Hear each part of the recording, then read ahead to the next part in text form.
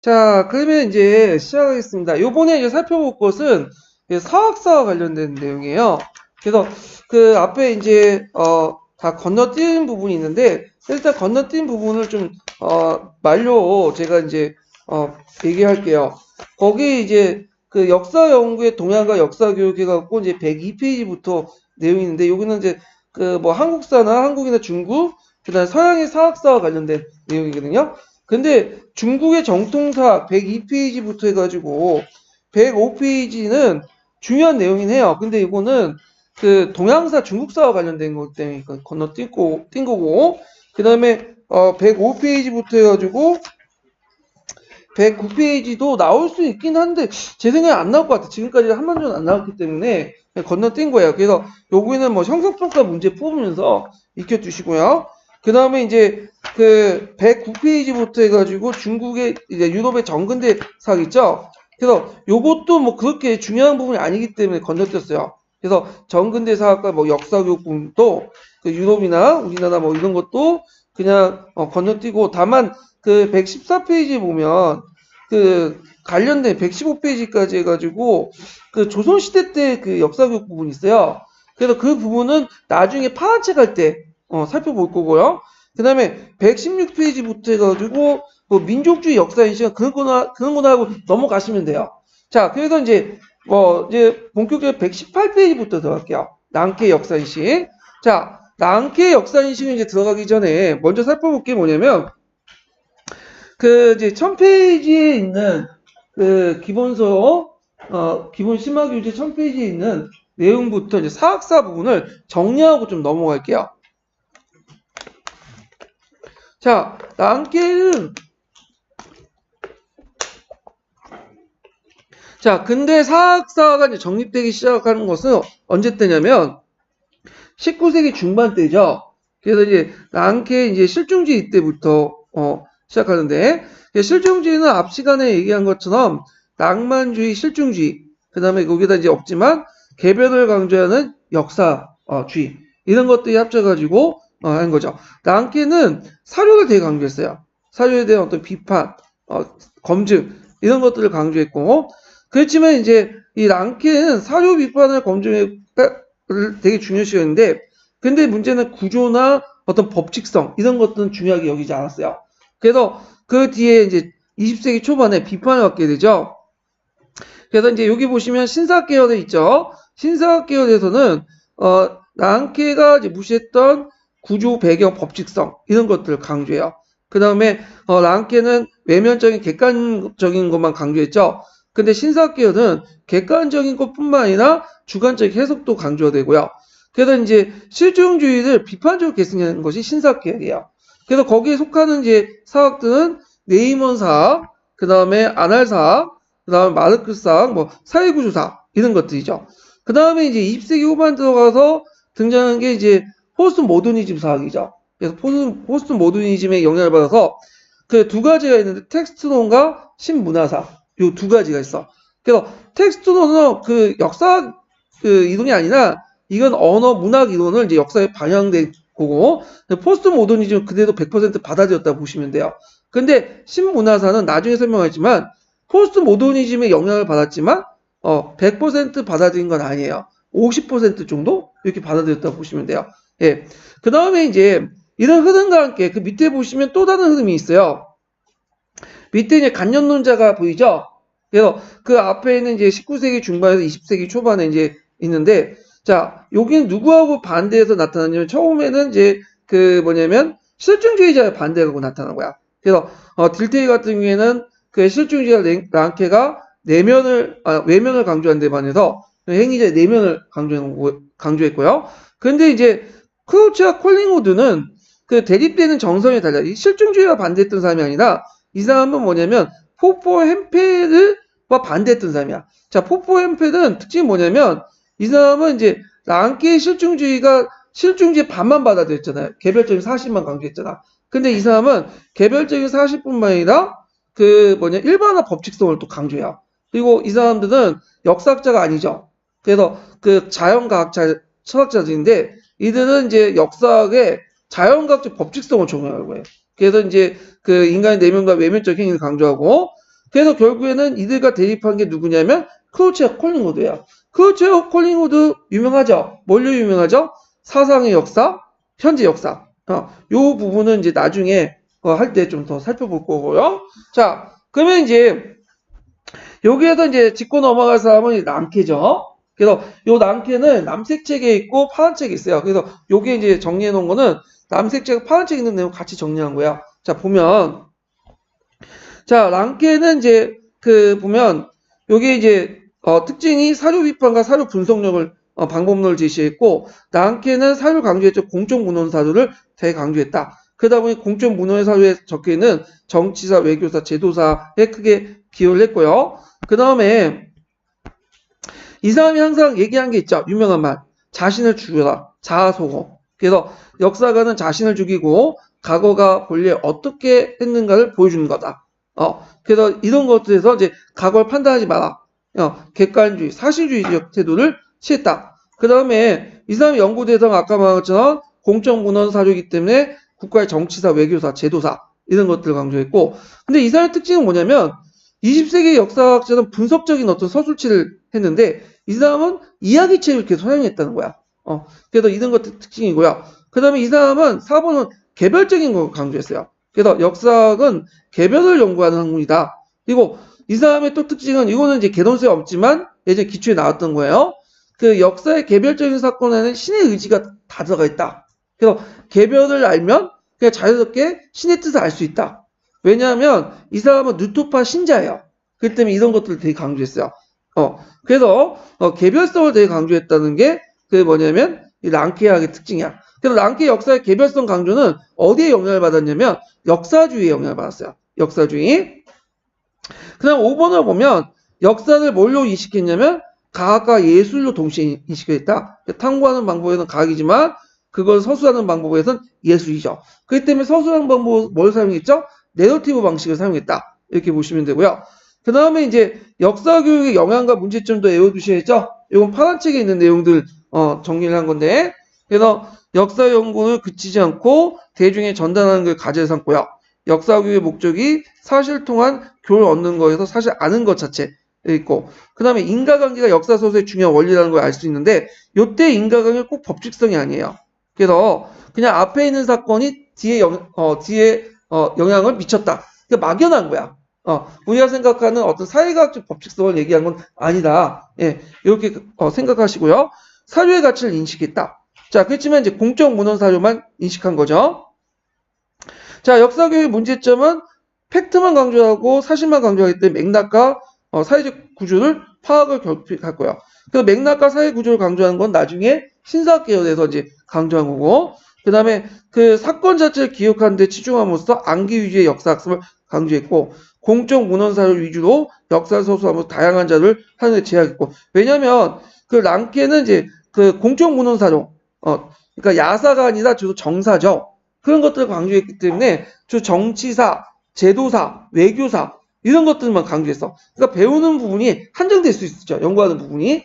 그러다 보니까 지배층 역사에 머물 수밖에 없었다. 그래서 삶의 모습을 다양하게 배우는데 되게 어려움을 겪게 한다. 이런 것도 있어요. 그래서 전반적으로 랑케에 관련돼서 이제 살펴봤고요. 그러면 이 랑케를 이제 남색책 부분에서 이제 볼게요. 자, 랑케와 관련된 내용이 몇 페이지에 있냐면 118페이지에 있죠. 자, 그러면 이제 볼게요.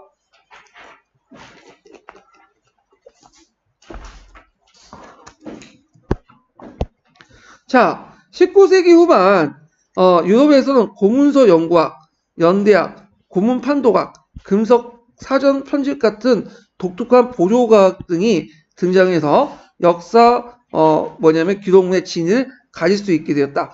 여기가 이제 중요한 건데 이게 배경이 돼요. 이게 첫 번째 배경이 됐죠. 왜 랑케 같은 역사 근대 역사학이 탄생할 수 있는 배경이 첫 번째 그러니까 보조과학이 발전됐기 때문에 사료에 대한 분석이 할 수 있게 되는데 이때 사료 분석은 뭐와 관련된 거죠? 내적 분석이에요, 외적 비판이에요? 그러니까 내적 비판이 외적 비판이에요. 그렇죠, 외적 비판이죠. 외적 비판이 가능했다는 거죠. 따라서 역사는 과학적 위상에 대한 믿음이 제고됐고 과학적 담론과 이제 문학적 담론이 구분되기 시작했어. 이거는 이제 예전에 중세에서는 그 가학이 뭐였죠? 문학이었죠. 아니 가학이 아니다 저기 역사가 뭐였죠? 문학이었죠. 그러니까 역사나 문학이 그 뭐냐면 이게 왜 계속 자 역사와 문학이 동일했어. 예. 근데 이때부터 이제 역사가 문학이 아니라 어느 영역에 속하는 거예요? 가학에 속하죠. 그래서 역사가 독립되기 시작해요. 예. 자, 민족의, 이게 이제 첫 번째는 이제 근대 역사학의 탄생 배경 첫 번째고요. 그 다음에 두 번째가 뭐냐면 그 당시에는 19세기 때는 독일의 근대 국가가 형성됐던데요. 독일. 그럼 민족의 어떤 정체성이 필요하죠. 그래서 민족의 정체성을 형성하는데 역사학은 전문적인 훈련만 역사가에 의해서 시행 엄격한 가하고 전환되기 시작했다. 그래서 이런 민족의 정체성 형성 이런 것들이 뭐냐면 랑케 같은 근대 역사가들 탄생하게 되는 계기가 됐다. 이게 이제 근대 역사학이 왜 탄생됐는가? 그리고 이런 근대 역사 속에서 랑케가 이제 어떻게 확립되는 배경 이런 것들을 이제 얘기하는 거죠. 그럼 랑케에 대해서 이제 본격적으로 들어가 볼게요. 자, 랑케에 따르면 역사학의 임무는 과거 사실을 있는 그대로 밝히는 거다.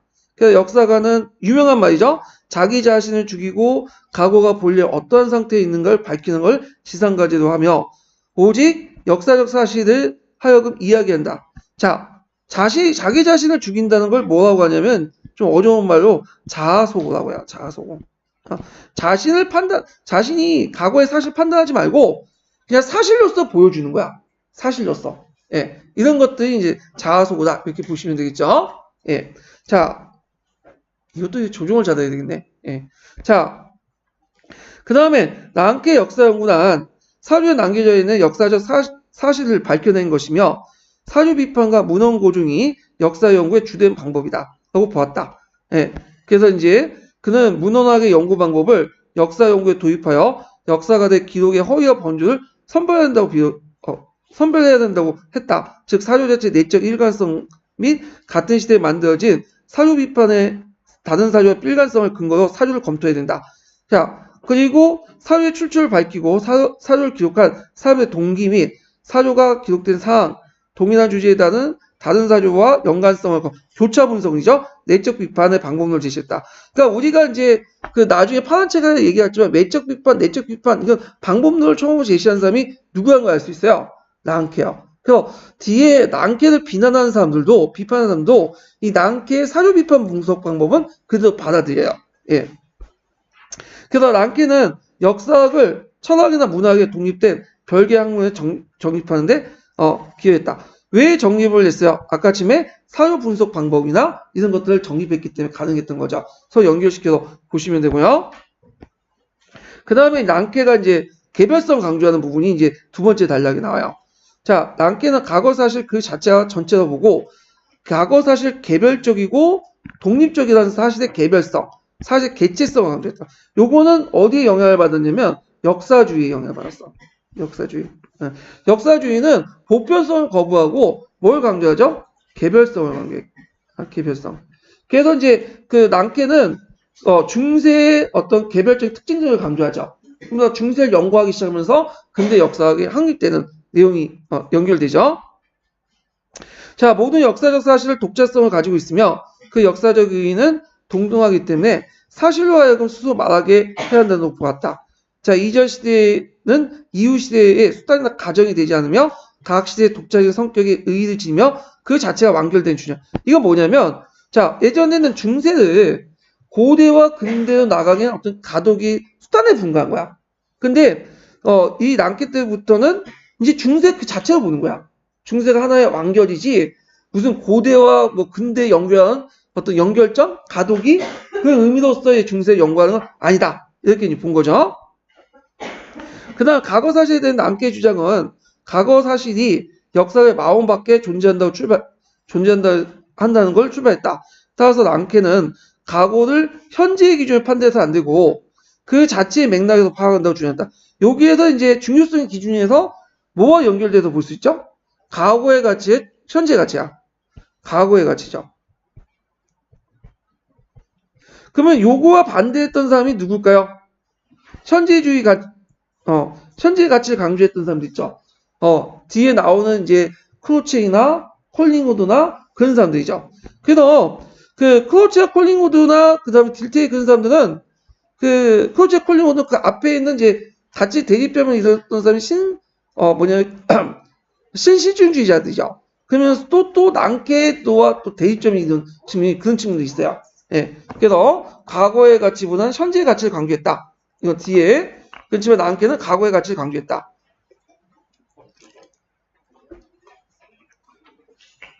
자, 사실의 관계를 정의하는 역사가의 주관적 판단은 배제되며 역사는 과거를 판단하는 걸 생각하고 실제 그것이 어떻게 이루어지는지 보여주는 것에 만족해야 된다.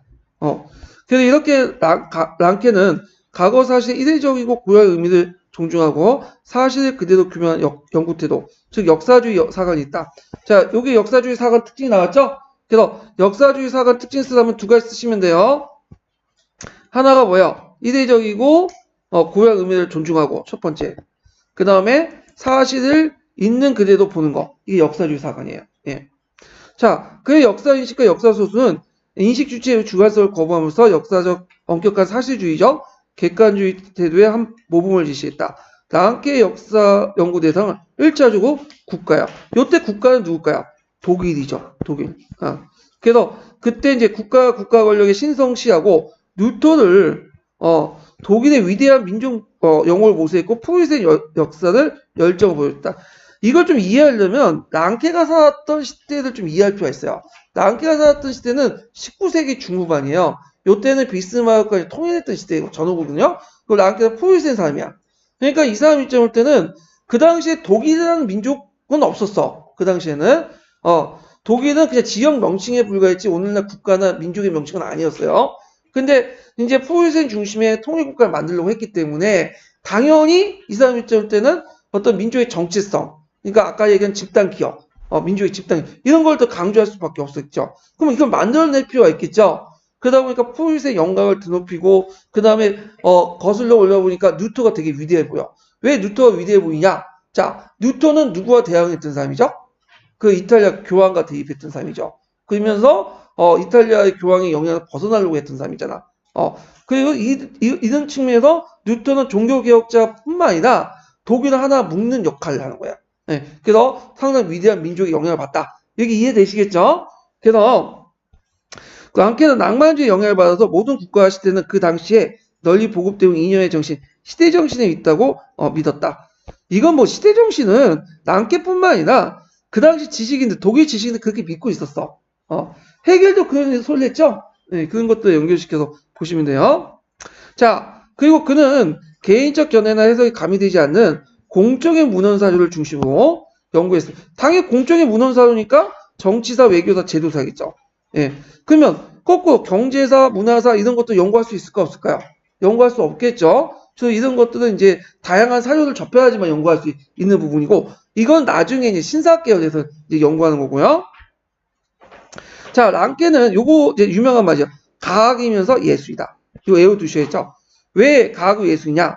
자, 과학은 역사를 수집하고 발견하고 탐구하는 데는 과학이에요. 근데 이것을 발견한 것을 인식하고 재창조하고 서술하는 역사, 예술이죠. 요때 재창조하고 서술한다는 거는 재창조 없는 사실을 만들어내는 건 아니에요. 이것을 대중들에게 쉽게 이해할 수 있게 풀어 쓰는 거야. 이게 재창조고. 이걸 서술할 때 사용하는 것은 뭐죠? 내러티브죠. 그래서 그 랑케는 뒤에 이제 역사학자와 달리 내러티브를 되게 강조해요. 예, 이런 것들. 그래서 다른 학문을 발견한 것을 단순히 기록하는 데 만족하지 않고 역사에 재창조하는 능력이 필요하다. 그래서 그 과학과 예술 동시에 공존하는 학문을 봤다. 그래서 요거 꼭 기억을 해서 어느 게 과학이고 어느 게 예술인지 나올 수가 있어. 또한 랑케의 역사소수는 역사적 사건을 일어난 순서대로 쓰는 이야기체형 등지고 있다. 중요하죠. 내러티브. 그래서 랑케 시대 역사학은 투킨티데스처럼 신화와 사실을 구별하는 동시에 역사는 어디까지나 이야기체로 소유하는 고전적 역사소수의 전제. 여기에서 이제 이거는 역교동과 관련된 건 없지만 랑케를 누구와 연결시키죠? 투켄티데스와 연결시키죠. 그래서 투켄티데스의 별칭이 뭐냐면 고대의 랑케예요. 그래서 예전에 한번 시험 문제 나온 게 그 헤론토스와 투켄티데스의 역사가의 차이점 시험 문제 나왔죠. 그건 이제 나중에 서양사가 이제 관련돼서 얘기할 텐데. 자, 역사가들은 역사서술이 과거에 실제 서술한 것이라 생각했고, 자, 역사란 인간의 행위의 의도를 이해하고 일간의 서살 구상원의 기본 전제를 공유해. 여기가 이제 뭐냐면 정근대사, 그러니까 근현대사의 역사가들의 전제 조건이야. 그래서 방향은 틀릴 수 있지만 요때 정근대사의 대표적인 역사서술가는 누굴까요? 이 사람은 투킨티데스죠. 지금 기출 얘기한 거예요. 투킨티데스가 정근대사 역사서술가잖아요. 근현대사는 랑케도 있고, 그 다음에 또 엄밀히 말하는 역사학자는 아니지만 햄펜이나 그 포포도 있죠. 그런 사람도 뭐냐면 방향은 다를지 모르지만 기본적인 전제가 요거야. 역사관 역사적 서술이 과거의 실제를 서술하고 생각했고, 역사란 인간 행동의 의도를 이해하며 일관된 역사서사를 구성하는 걸 기본 전제로 공유하고 있다. 이게 똑같은 거예요. 그래서 투킨티데스나 그 다음에 뭐 랑케라든지 뭐 뒤에 근현대에서 역사가의 공통의 특징이야. 이 전제 조건을 깬 사람이 누굴까요? 깨는 것이 뭘까요? 포스트 모더니즘이죠. 그 예전에 시험 문제 나왔던 것 중에 뭐냐면 포스트 모더니즘의 전제 조건 있죠. 포스트 모더니즘이 근현대사의 전제 조건을 깨는 거. 그 세 가지 이유가 나왔죠. 그러니까 요 구조하고 관련돼 있어요.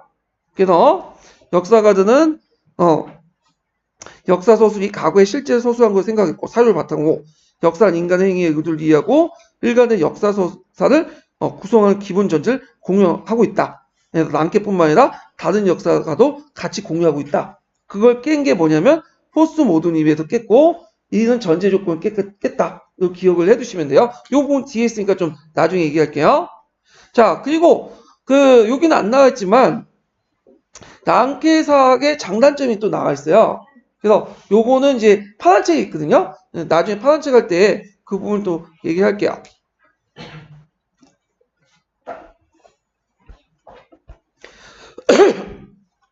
자, 마르크의 역사인식을 좀 볼게요. 자, 마르크스의 역사인식인데, 자, 여기에 마르크스라는 사람이 있는데, 마르크스라는 사람은 엄밀하게 말해서 이 사람은 역사학자가 아니에요. 철학자지. 근데 마르크스의 어떤 역사인식이 후대 역사학자에 큰 영향을 줬어요. 그래서 이제 집어넣는 거야. 자, 19세기 중엽에 등장한 물질주의적 역사 파악의 모델은 카르 마르크스가 마련했다. 자, 마르크스가 한 유명한 말 있죠. 자, 인간의 의식이 인간의 존재를 규정하는 것이 아니라 인간의 사회적 존재가 인간의 의식을 규정한다. 이거 어려운 말 아니야. 내가 노동자라는 의식을 갖게 되는 것, 노동자라는 계급 의식을 갖게 된 것은 내가 뭐 때문에 계급하는 거예요? 내가 노동자이기 때문에 그게 갖게 되는 거죠. 그 다음 내가 부르주아라는 의식을 갖게 된 것은 뭐냐면 부르주아이기 때문에 그런 개념을 갖게 되는 거야.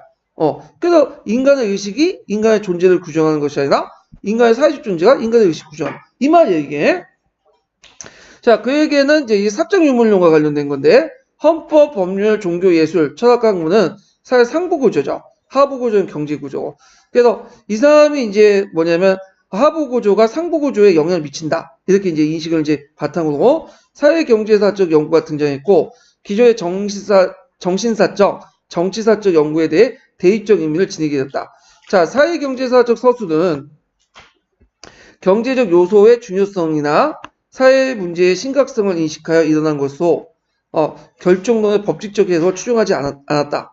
자, 그래서 사회경제사 서술은 경제적 요소들의 중요성이나 사회 문제의 심각성을 인식하여 일어난 것으로 결정론이나 법칙적 해석을 추정하지 않았다. 이게 무슨 말일까, 이거는? 자, 아까 이제 그 마르크스가 아까 그 하부 구조가 상부 구조에 영향을 미쳤다. 그래서 이게 사회에 영향을 미쳤다 했는데 주의할 것은 결정적인 게 아니야. 그러니까 꼭 경제적인 영향을 미쳤다고 해서 경제적인 어떤 그 영향 때문에 사회, 정치, 경제 뭐 다른 것들이 그거에 꼭 연동돼서 일어나지는 않는다. 그래서 법칙적으로 연동되지 않지만 영향을 미쳤지만 꼭 법칙적인 게 아니다. 이 말이에요. 이렇게 이제 이해를 하시면 되고. 그래서 이 사람은 이제 마르크스가 이제 뭐 정치 경제학 비판에서 유물사 간의 개요를 이제 제시했는데 요 부분은 실제로 이제 뭐 임용 시험에 나올 건 아닐 것 같아. 그냥 한번 읽어두세요. 그냥 각자. 그래서 이제 뭐 계급투쟁론 뭐 이렇게 있는데 요 부분은 정치사 여기에서 강조하는 게 서양사 부분 있죠. 그렇게 있고 자 그러면 이 뒤에서 세 번째 내용 요게 이제 중요한 거야. 자 마르크스 사후에 이제 마르크스의 영향을 받은 마르크스 역사학이 등장했어요. 그래서 여기에서 이제 그 두 가지 관점이 있는데 하나가 뭐냐면 구조적 마르크시즘 보고 그 다음에 이제 그 뭐냐면 또 하나가 역사의 전환과 의식의 변화의 역할과 민주의 능동적 참여 마르크스 사학자 이렇게 두 번째 관점이 있어요. 구조적 마르크시즘은 뭐냐면 사적 유물론을 뭐냐면 일종의 결정적으로 받아들인 사람이야. 결정적으로. 예. 그래갖고 사적 유물론을 결정적으로 받아들인 사람이 구조적 마르크시즘이다. 이렇게 보시면 돼요. 그래서 그 마르크스의 발전 단계의 개념을 이용해서 봉건제에서 자본주의 이행 문제, 계급 구조나 계급 투쟁을 연구했고 유물론에 기초한 구조적 심의 원리를 신봉했다. 이렇게 봤죠. 근데 이제 이에 반해서 이제 두 번째 그 마르크스 학자들, 그러니까 역사의 전환에서 민주의 능동적인 참여와 의식의 역할을 강조한 것은 경제가 영향을 미치긴 하지만 의식의 자율성이 있다. 그러니까 하부 구조에 어떤 그 영향을 미치는 건 인정하지만 상부 구조, 의식의 자율성을 강조하는 거야. 이건 이제 좀 여기는 안 나와있지만 그 교육학에서는 그렇게 해가지고 이걸 무슨 학파라고요? 프랑크푸르트 학파라고 하죠. 들어보셨죠? 예. 그래갖고 이제 이 프랑크푸르트 학파가 이제 주장하는 내용인데 이 사람들 문화의 정치적 의미를 추구해요. 그 문화 형상을 분석해. 왜 그러냐면 이 사람들 이제 보니까 지금도 그렇지만 지금도 자유한국당 막 찍는 사람들 보면 강남에서 많이 찍지만 또 뭐냐면 못 먹고 못 사는 사람들 또 열심히 2번 찍고 그러거든요. 한국당 찍고 그 설명이 안 되는 거야. 1번 찍어야지. 아니면 진보정당 찍지. 절대 안 찍죠. 막 욕하잖아. 유튜브에서 보면 막 우익들 막 올려놓은 그 유튜브 보면 항상 그 댓글에 그 창동하는 사람들 보면 60, 70대 할아버지 그런 사람들이야. 그런 사람들이 이제 보면 잘 사냐? 대부분 못 살아. 그런데 불구하고 그렇게 하냐? 그거 뭐냐면 계급이라는 게 어떤 그 의식이라는 게 항상 경제적인 영향에 미친 게 아니라는 거예요. 하나의 다양한 관계, 사회적, 문화적 의미 이런 걸 통해서 구체화된 거지.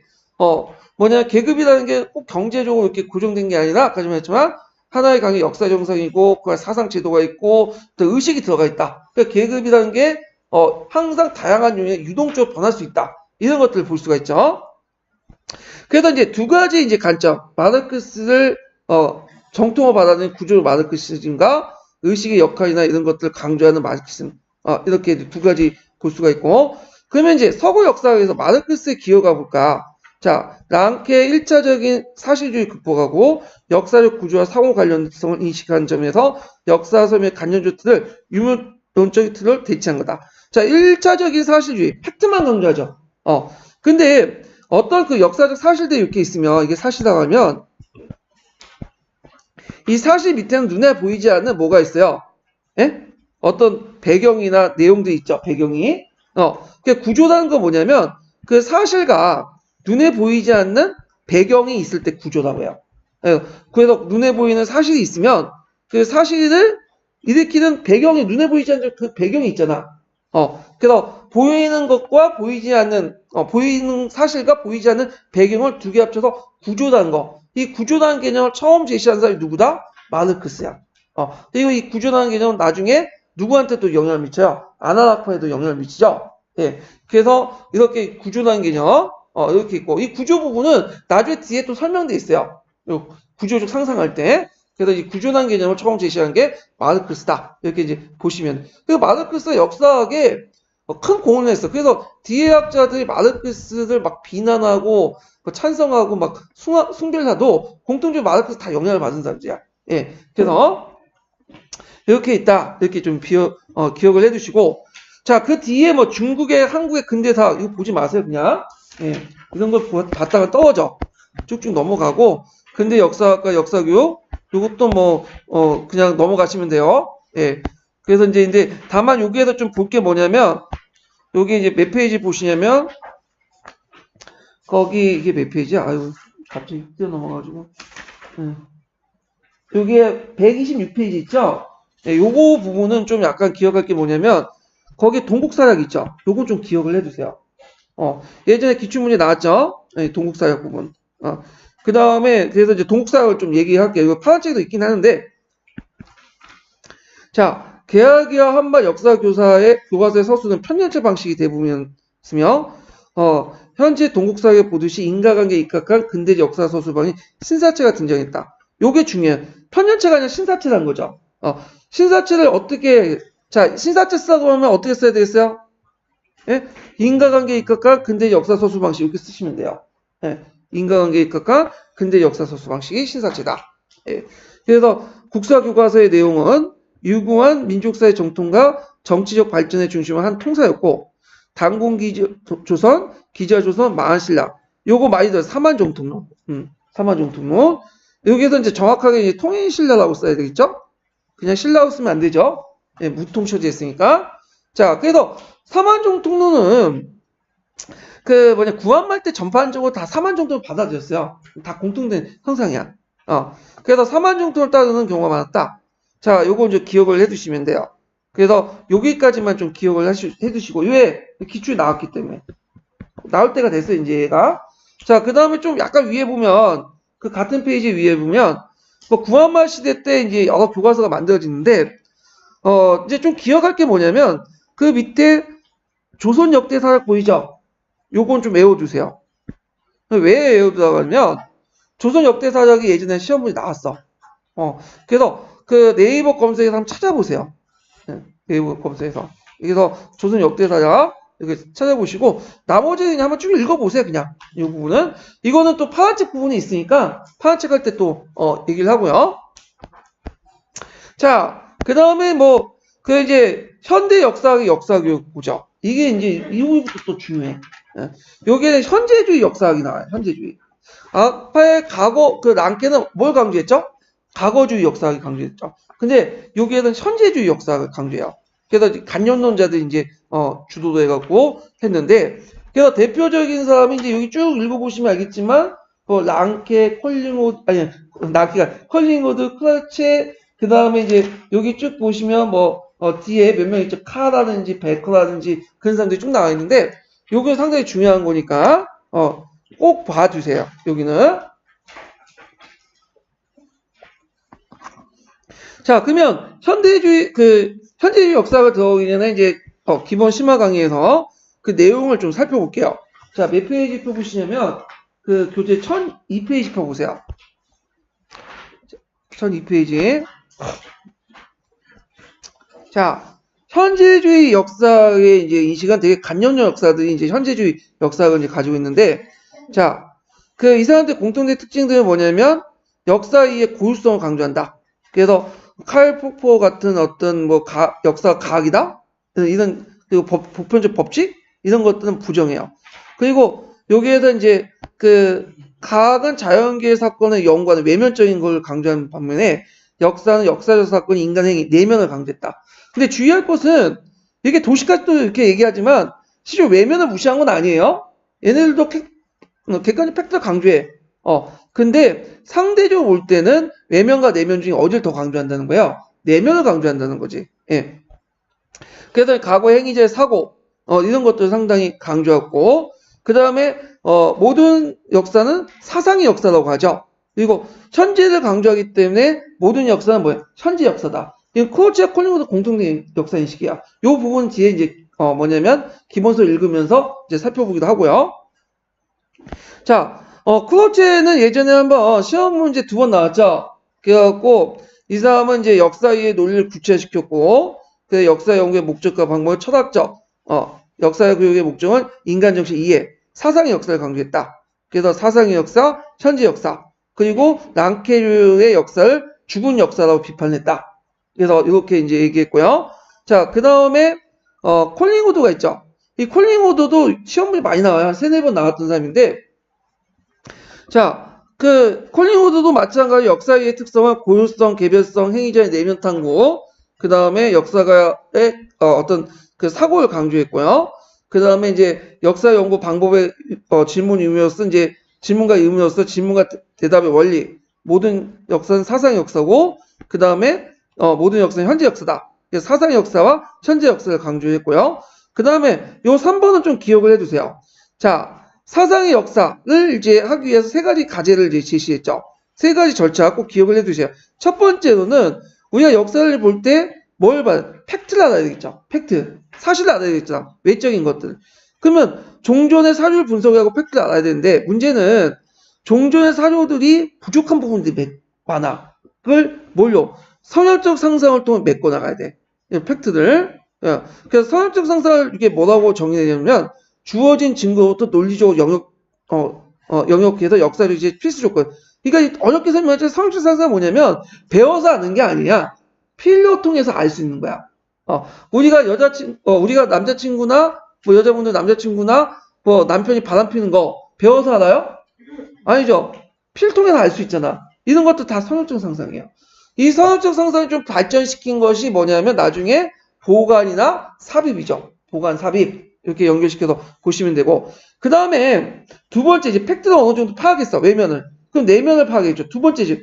그래서 제사과 재현이 있어요. 그래서 제사과 재현을 통해서 내면을 파악한다. 그래서 이 제사과 재현은 나중에 이제 다시 설명할게요. 그래서 제사과 재현이 개념적 분리되어 있지만 실제로 같이 이루어져. 이건 좀 나중에 얘기를 하고요. 예. 자, 그 다음에 이제 결국에는 이런 것들 왜 하냐? 이건 뭐냐면 현재의 문제를 해결하기 위해서 하는 거죠. 우리가 세종대왕을 왜 연구해요? 세종대왕이 소통을 잘했잖아. 근데 이명박하고 박근혜 때는 소통이 잘 안 됐잖아. 그러니까 현재 소통이 안 된 것을 뭐냐면 풀기 위해서 과거를 본 거죠. 그래서 과거를 얘기한다고 해도 실제는 뭐죠? 현재를 얘기하고 있는 거야. 그래서 이런 측면에서 모든 역사는 현대사가 되는 거죠. 그래서 이제 현재주의 역사와 연결된다. 그래서 첫 번째로는 먼저 객관적인 팩트를 알기 위해서 원래는 선언적 상상하고 두 번째는 내면을 알기 위해서 재현과 재사고를 하고 세 번째로는 뭘 해야 된다? 현재적 관점에서 또 그거를 이제 역사를 접근해야 된다. 이걸 이제 꼭 기억을 해두시면 돼요. 자, 그러면 구체적인 내용을 이제 남색책에서 이제 보죠. 자, 랑케이의 역사학은 과학적 진리를 탐구하는 실험실로 발전됐다. 그 역사가들은 독일식 전문 역사가 양성제를 통해 서사가 아니라 과학을 바라보도록 훈련받았다.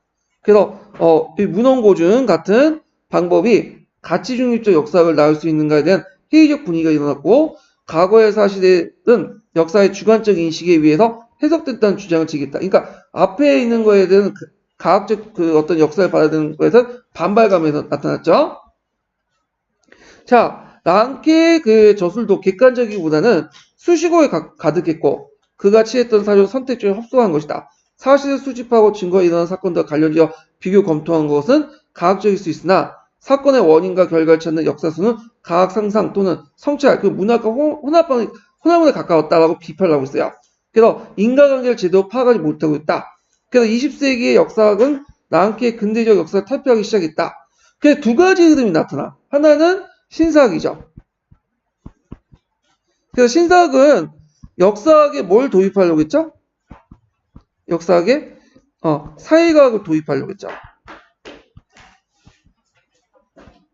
그 다음에 또 하나 간념론자들이야.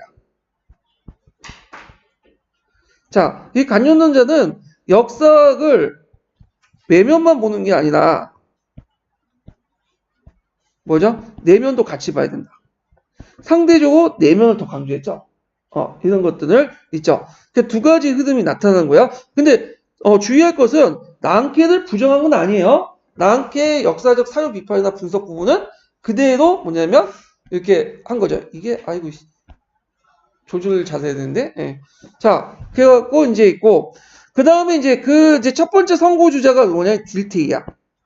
딜테이. 근데 딜테이는 제 생각에는 그냥 넘어가시는 게 좋을 것 같아. 이 부분은 딜테이는 뭐 중요한 건 아니니까 넘어가고 딜테이를 이어받은 사람이 누구냐면 크로체죠. 이 크로체부터 이제 보시면 돼요.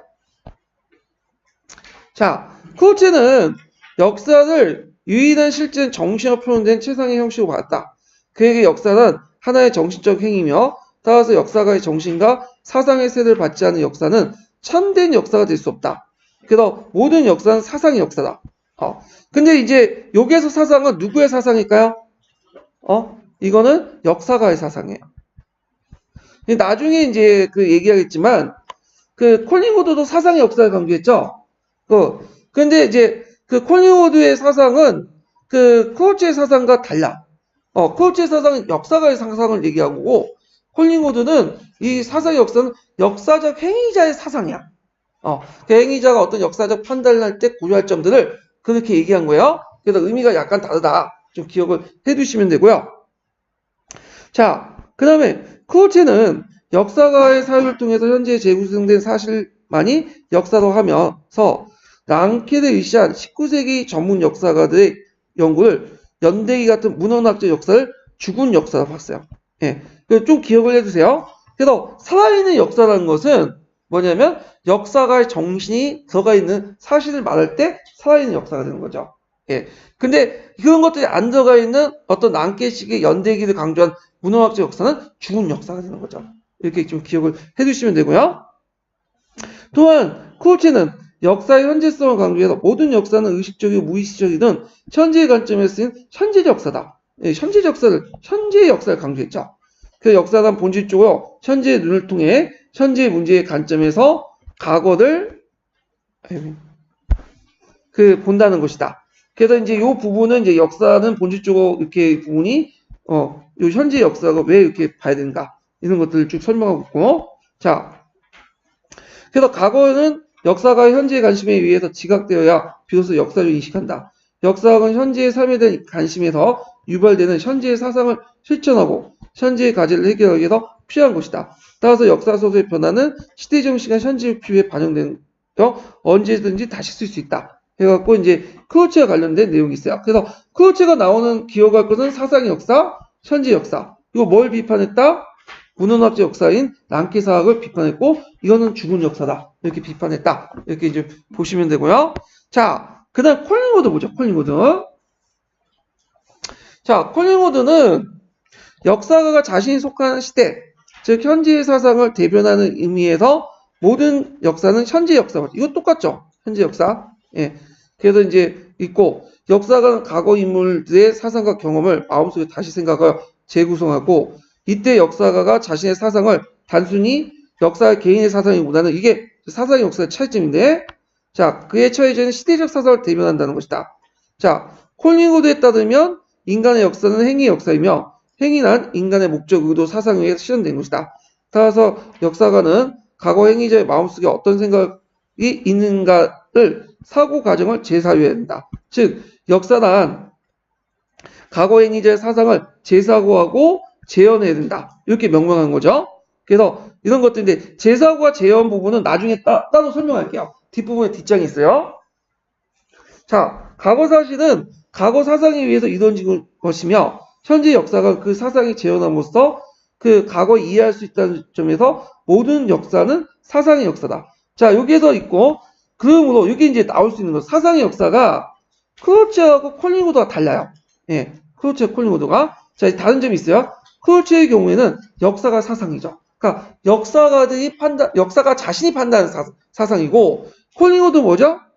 역사가 연구하고 있는 그 역사적 인물의 사상이야. 그러니까 역사적 인물이 어떤 점을 이제 결정할 때 생각하는 것, 사상을 얘기한 거죠.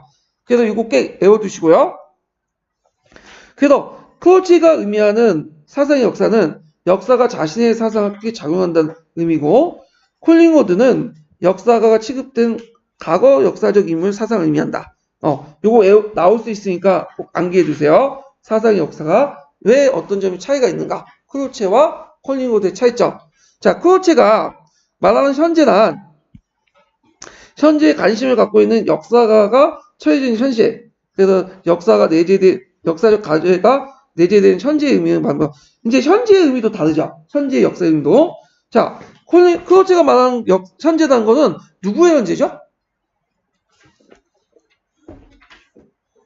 역사가가 처해져 있는 현재야. 를 얘기하고. 근데 콜링우드는 현재 역사라는 것은 좀 약간 의미가 되는데 역사가가 과거 사상을 재현할 때 현재 사상 경험이 크게 작용한다는 의미를 현재. 그러니까 현재 역사할 때 콜링우드의 역사, 크우츠의 역사는 지금 현재 역사야.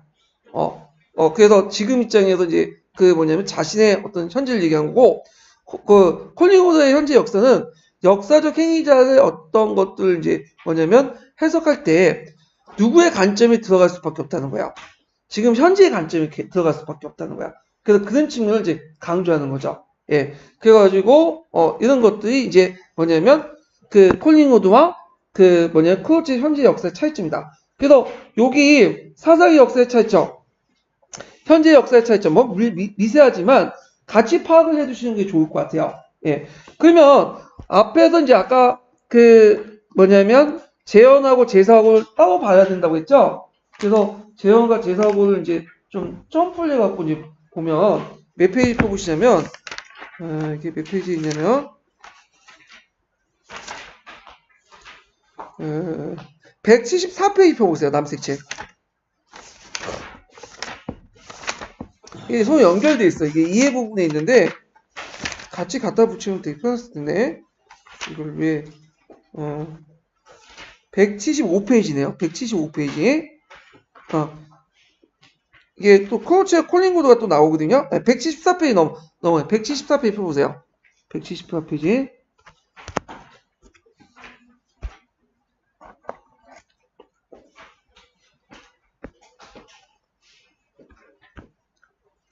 음, 174페이지 보면 점프를 이게 또 왜 안 돼?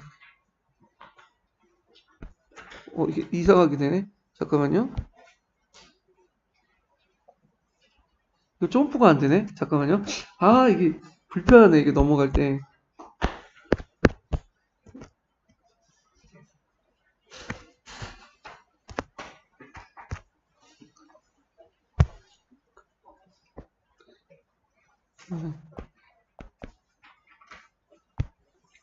이렇게 넘어가네요. 이게 좀 불편해요. 이렇게 넘어갈 때. 예. 그래서 174페이지 좀 볼게요. 그 앞부분은 다 이해와 관련된 논리고, 여기 이제 부분을 좀 볼게요. 자, 역사 이해 논리는 간접론자에 구분되는 역사학자에 더 구체화됐다. 선구적인 인물은 이제 크로체죠. 네, 크로체가 이제 나오는데, 그 옆에, 앞에 있는 내용들과 연결시켜서 보세요. 이거는요. 예. 자, 크로체인데, 크로체는 그 역사 연구의 목적과 방법을 별도 존재한다고 하면서 자연과학적 방법 외에나 철학적이라 주장하죠. 그래서 크로체는 역사학의 목적은 인간의 정신의 이해에 있다. 그래서 만약에 크로체 역사의 목적 쓰라면 뭘 써야겠어요? 인간 정신의 이해 이렇게 쓰시면 되겠죠. 자, 인간 정신을 연구 대상으로 하는 학문의 역사학이다. 크로체에 따르면 역사는 정신에 의해서 발전되는 과정이다. 그래서 모든 학문은 인간 정신의 발전 과정을 연구하는 역사학의 일부분이다. 그래서 이제 역사적 사실은 현재 역사에 관심에서 지각되고, 따라서 모든 역사는 재구성된다. 또 재구성돼야 된다. 그래서 삶의 현재적 관심으로 정신의 인식 대상이 되어야 된다고 살아있는 역사다. 되어야만 살아있는. 그러니까 이 사람이 말하는 살아있는 대상은 삶의 현재적 관심으로 정신의 시대인식을 대상이 되어야만 살아있는 거야. 그러니까 어떤 역사적 사실에 현재적인 어떤 인식이 개입돼야지만 살아있는 역사죠. 그렇지 않으면 뭐가 되는 거예요? 죽은 역사가 되는 거죠. 그 랑케의 어떤 역사인식과 대비된 모습을 볼 수가 있죠. 그래서 그 사람이 이제 두 명을 말, 진정한 역사는 현재 역사고 모든 역사는 현대사다. 자, 그래서 그런 이유가 있다. 그래서 요 내용들 좀 기억을 해두시면 돼요. 그래가지고 만약 진정한 역사, 현대 역사, 모든 역사 현대사라 그 이유를 쓰려면 어디에 찾아야 돼? 그 앞문장에 찾으시면 되겠죠. 근데 주의할 것은 만약에 크로체와 콜링우드가 차이점, 현재 역사의 차이점 쓰라고 하면 어떻게 써야겠죠? 크로체가 말하는 현재 역사는 본인의 그 지금 역사가 자신의 현재 역사고, 콜링우드가 말하는 현재 역사는 역사가 행위를 해석할 때 역사가의 현재적 입장이 반영될 수 있다. 이런 것들이 현재 역사야. 미묘하지만 좀 차이점이 있어요. 그래서 이제 그 반대가 이제 죽은 역사 해가지고 연대기적 역사를 비판을 하고 있죠. 그 내용들. 그래서 이제 있고, 그 다음에 건너뛰어가지고 이제 콜링우드가 있어. 콜링우드. 자, 콜링우드는 다른 학문이나 분야와 구분되는 역사의 고유성을 강조했죠. 그는 과학이 자연계 사건에 연구한 데 비해서 그 역사 사건의 인간의 행위라는 데서 역사학과 일반 과학의 근본적 차이를 찾았다. 그래서 내면을 강조했다. 그렇다고 외면을 무시한 건 아니에요. 외면도 있지만 외면까지 할 내면도 있다는 거야. 특히 내면을 강조했죠. 그래서 콜링우드 행위제의 내면을 구성하는 걸 사고라고 하면서 크로체와 마찬가지로 모든 역사를 사고의 역사. 이게 사고의 역사는 뭐냐면 사상을 말하는 사상. 사고는 사고와 사상이 똑같은 거예요. 그래서 요게 사고는 두 가지 의미 있는데 하나는 과거 행위자의 사고이고 또 하나는 역사가 해석하는 역사의 사고다. 콜링우드는 자연과학적 지식이 외적 형상을 파악하는 데 반해서 진정한 역사적 지식은 내적 체험이라는 디테일 주장을 동의하면서 디테일의 역사 사고의 연구를 한 걸 더 진전시켰다고 평가받고 있다. 그래서 뭐 디테일화 있는데 그냥 건너뛰고 자 여기에서 이제 또 볼 게 뭐냐면 여기 쭉 건너가서 마지막 문제 보세요. 달라. 여기에서 이제 앞에 말한 제사고와 재현과 관련된 거예요. 그러면 여기에서 이제 주의할 건 뭐냐면 이 사람이 이제 그 앞에 이제 살펴본 것처럼 그 세 단계를 거치는 거죠. 일단 첫 번째는 외면을 파악하는 선역적 상상. 그 두 번째로는 제사고 재현, 동기, 의도 동기를 파악해 제사고 재현하고 세 번째는 뭐냐면 현재 역사 이렇게 있죠. 근데 제사고와 재현은 이게 개념적으로 분리된 거지 실제로 같이 이루어지는 거야. 같이. 그래서 예문도 보면 그 뭐냐면 예문이 두 개가 있어요. 노란책도 있고 남색책 예문도 있는데 같이 서술돼 있어요. 잘 읽어보시면. 예. 자 그러면 이제 쭉 읽어볼게요. 자 사건의 외면적인 원인은 자연과학적 탐구 즉 일반 법칙으로 밝힐 수 있으나 내면은 그렇지 못하다. 당연하죠. 콜링우드는 역사가 행위자의 사상을 아는 방법은 자신의 마음속의 행위자의 사상을 재사고하는 것이고 한다. 그리고 역사적 행위자의 관점의 과거를 보아야 역사 이해가 가능하다고 한다. 역사 이해의 재사고를 통해 과거 행위를 재현한다. 그래서 재사고와 재현이 이제 설명할 수 있는데 그래서 이제 그 관련돼서 이제 뒤에 이제 아르키메데스의 생각을 이제 쭉 얘기하고 있어요. 그러면 재사고와 재현이 뭔 차이가 있냐? 자, 일단은 뭐냐면 어떤 그 역사가 이제 사료를 봤어. 그 사료를 보고 머릿속에 떠오르는 거 있죠. 어떤 이미지. 이게 뭐냐면 재사고야. 근데 이 이미지가 그 역사적 팩트가 맞느냐 안 맞는 걸 사료 속에 검증을 해야 될 거 아니에요. 이게 재현이야. 이해되시겠죠? 그래서 재사고는 머릿속에 떠오르는 행위. 그게 재사고요. 그리고 이것을 뭐냐면 사료를 통해 검증하는 행위. 이게 재현이야.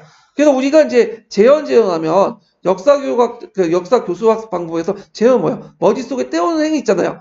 그렇게 생각해서 재사고가 헷갈릴 수 있는데 이건 개념이 다른 거예요. 그래서 콜링우드 역사학자지 역사교육학자가 아니야. 그러니까 여기에서 그냥 콜링우드 개념식으로 외워둬야 돼. 그래서 재사고는 머릿속에 떠오르는 행위, 재현은 그걸 검증하는 행위, 동시에 이루어진다. 이렇게 보시면 돼요. 자, 그럼 다시 얘기하죠. 자, 콜링우드는 재사고가 가능한 이유는 역사가 가진 인간의 행위며 그 행위들 사고를 반영하고 있기 때문이다. 자, 인간의 사고는 당시의 상황과 관련된 요인들에 영향을 받는다. 따라서 역사적 행위에 영향을 주는 요인들을 알기만 한다면 행위자의 사고를 재사고했으며 재현할 수 있다. 그러니까 재사고와 재현이 동시에 이루어진 거죠. 콜링우드는 아르키메데스의 사고를 재사고하는 사례를 통해서 이를 설명했다. 그래서 이제 있는데 요게 잘 보세요. 요 아르키메데스의 이제 그 내용을 보면 요걸 일단 예문이 좀 재사고라고 쓸 수도 있지만 또 여기 보면 뭐죠? 재현이죠. 잘 보시면 재사고 있고 재현 있잖아. 그래서 재사고와 재현은 같이 있는 거예요. 자, 그래서 이 자료를 바탕으로 사고를 한다면 아르키메데스 사고를 통해서 우리의 정신 속에 되풀이할 수 있다.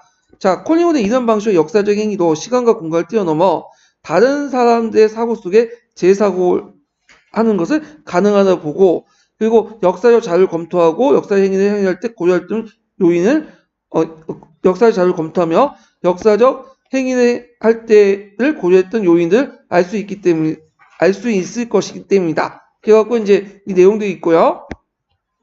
그 다음에 이제 쭉 넘어가서 자 여기에서 이제 콜링우드가 재현의 개념이 나요. 여기 자 역사적 관련 증거를 토대로 행위자의 사고를 재사고하며 역사적 행위를 상상적 재고 인식에는 여기 나왔죠. 아까 지금 요때 역사 관련의 증거가 뭐죠? 사료죠. 그래서 자신이 머릿속에 생각하는 걸 제사고라고 하고요.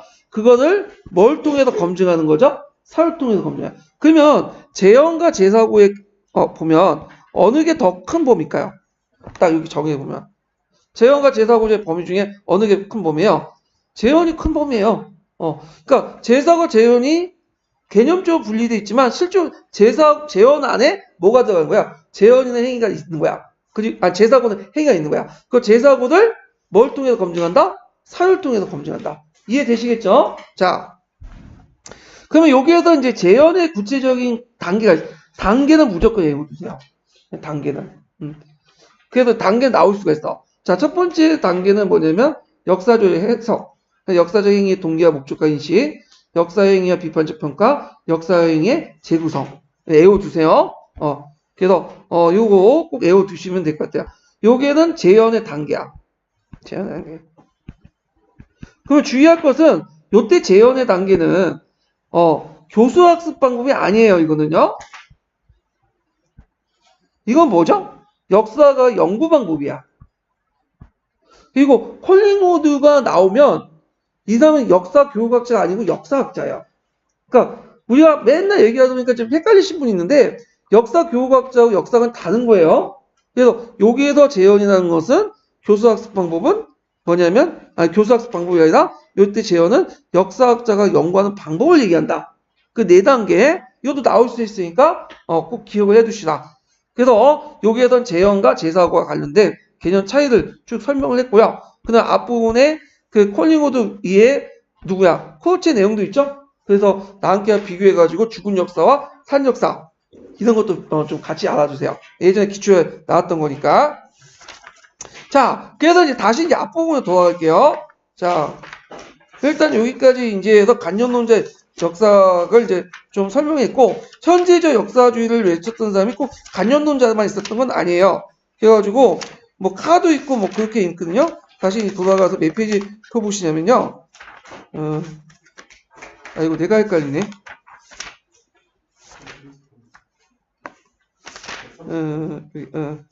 130페이지 펴보세요. 130페이지. 제임스 로빈스부터 이제 출발하죠. 예. 이것도 130페이지.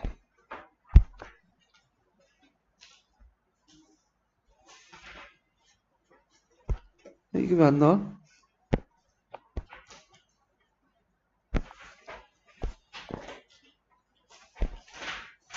아이고, 이거. 예.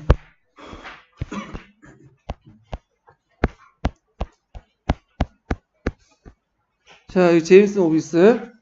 자, 제임스 로빈스 보면 역사가의 역사인식의 기점은 현재이며 역사소설의 출발점은 역사가 현재인식을 봤다. 그래서 뭐 로빈스도 그런 소리 있구나 하고 넘어가시면 돼요. 그냥.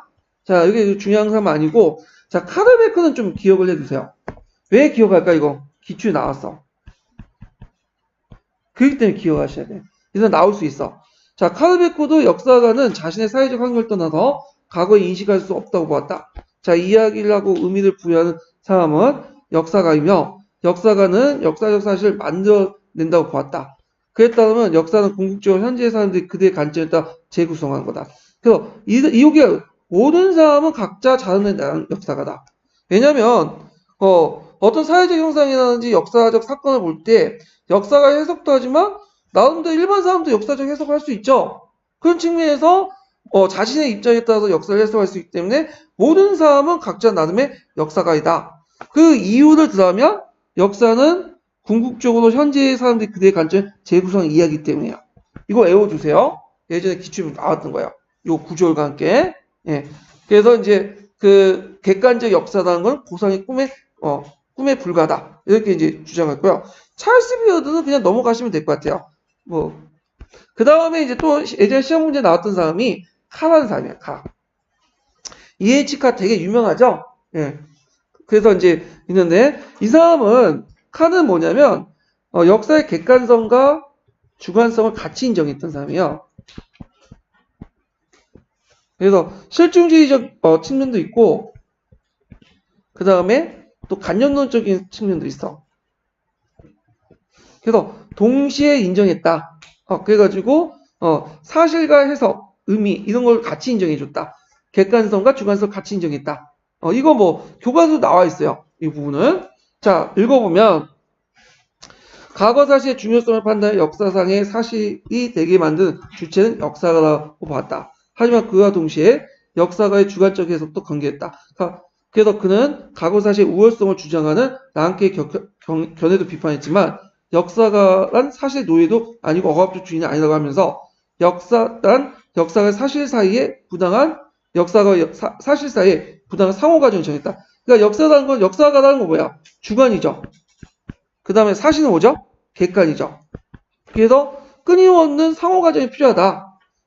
그래서 이 사람이 유명한 말 있죠. 역사는 과거와 현재의 대화이며 인간화역은 과거 사회를 이해하고 현재 사회에 대한 그의 지배를 증진시키는 데 역사의 이중적 기능이 있다. 이게 뭐냐? 자, 우리가 이제 이렇게 있어요. 자, 지금 현재죠. 현재는 계속 진행 중이죠, 지금. 현재 지금 계속 진행 중이야. 그럼 내가 이제 인구 공부를 해요. 내가 여기 있어. 그러면 내 예전에 과거에 여러 사실도 있죠. 과거에 여러 제 사실 중 여러 팩트가 있어. 여러 과거 사실. 그러면 내가 여러 과거 사실 중에 내가 공부 못하고 찌질하고 놀았던 사실들만 기억해야 돼야 될까요? 내 목적이 지금 인구 합격인데 미래가 어떤 사실들 끄집어낼 필요가 있겠죠? 그 중에 내가 예전에 열심히 했던 모습들 이런 걸 끄집어내죠. 이걸 나의 삶의 원동력으로 잡고 그리고 내 미래가 뭐야? 여러분의 목적이 뭐죠? 인구 합격이죠. 열심히 하는 원동력으로 삼아야 되지. 그래서 과거의 팩트 속에서 의미를 끌어내서 뭐냐면 미래의 원동력으로 삼는 거죠. 그래서 이거를 어렵게 말하면 역사의 과거의 현재태하다. 과거와 팩트와 현재의 의미가 결합되면서 미래의 어떤 목적을 향해서 가는 거. 그러면서 그 역사라는 것은 어떤 과거의 사실만 연구하는 게 아니라 그 사실을 통해서 미래를 변화시키는 학문. 이렇게 이제 이해를 했다는 거야. 그래서 이걸 역사는 과거와 현재 태야. 이렇게 이해를 했다. 이렇게 기억을 해두시면 되죠. 그래서 이해지카의 역사란 무엇인가라는 책에서 그 내용이 나왔죠. 역사와 인문. 그래서 제가 대학교 딱 들어올 때 교수가 그걸 읽으라고 하더라고. 근데 저는 읽은 적이 없어. 한 번도. 그래서 다 읽는 분들은 대단한 것 같아요. 저도 요약본만 봤거든요. 그래서 그 이에치카의 역사가 무엇인가를 외울 필요는 없을 것 같고 볼 필요는 없을 것 같고 요 정도만 파악해 두시면 될 것 같아요. 예전에 기출에 나왔기 때문에 제가 이제 언급을 했던 거예요. 자, 그러면 좀 쉬었다가 다음을 진행을 하죠.